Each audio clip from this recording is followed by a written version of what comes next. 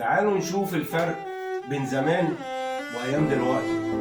كان زمان لما تحصل مشكلة الكل كان بيكبر للكبير.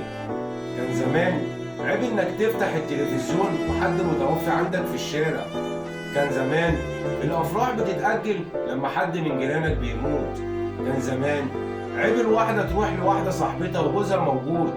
كان زمان عيب تكشف بيتك لصحابك والبيت لحرمة. كان زمان عيب الأخت تبات عند أختها المتجوزة. كان زمان عيب نبقى قاعدين وأبو صاحبنا معدي.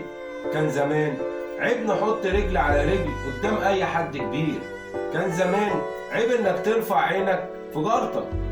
كان زمان الأخ الصغير استحالة يشرب سجاير قدام أخوه الكبير. كان زمان أول ما تشوف اتنين متخاصمين كان الكل بيروح ويجري عليهم عشان يصالحهم.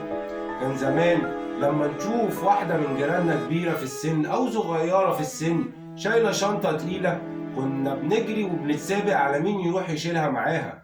كان زمان الجيران كلها بتتجمع مع بعض ويعملوا كحك العيد، وكل يوم في شقة شكل وكانوا بيساعدوا بعض.